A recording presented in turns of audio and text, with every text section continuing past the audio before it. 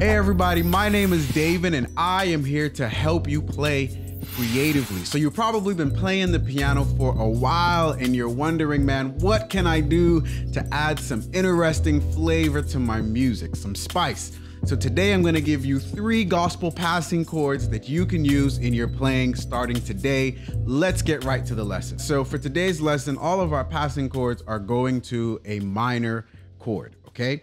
And so we are in the key of C. All right, and the first passing chord going to A minor that I'm going to show you is going to be an E, sharp 5, sharp 9 chord going to A minor, okay? Now, this is my voicing, E, G sharp, C, D, and G, and then it goes to A minor. So an example of using it in a song would be like for How Great Is Our God.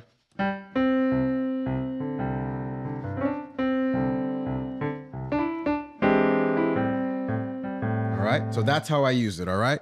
Quickly go into the A minor, okay? Now, another passing chord that you can use going to that same A minor chord would be a G sharp diminished chord, okay? To A minor, all right? And the notes I'm using for that would be G sharp in my left hand with F, G sharp, B, and D in my right. Go into A minor. Here's me using that chord in the same context of How Great Is Our God. So. All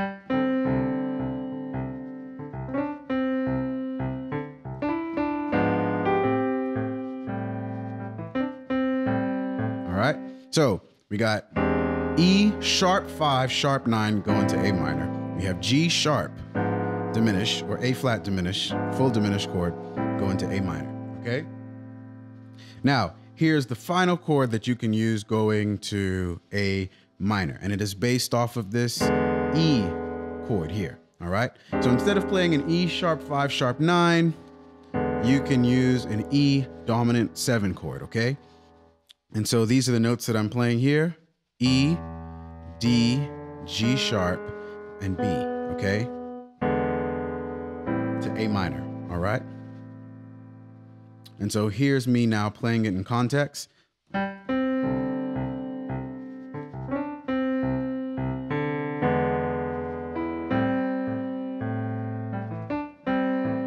right. Now, I know what some of you guys are probably thinking. Man, they sound like derivatives of one another. And it's true. They do have a particular relationship to one another. However, it's important to understand these chords as their own unit in their own context, because you can expand on that particular chord in a unique way that you cannot expand, I would say, with the others. For example, let's say I'm playing this E sharp 5, sharp 9 chord, right? Well, if I'm thinking with that framework of E sharp 5, sharp 9, I understand that this has a scale, like the whole tone scale that's related to it. And so what I may do is I may play a whole tone scale, right? Related to this E sharp 5, sharp 9 chord. So it'll be like this. Or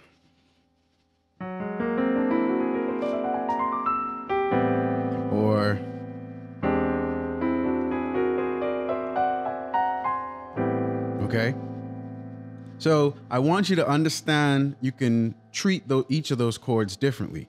With the G sharp diminished chord, I may start to think within the diminished scale, right? So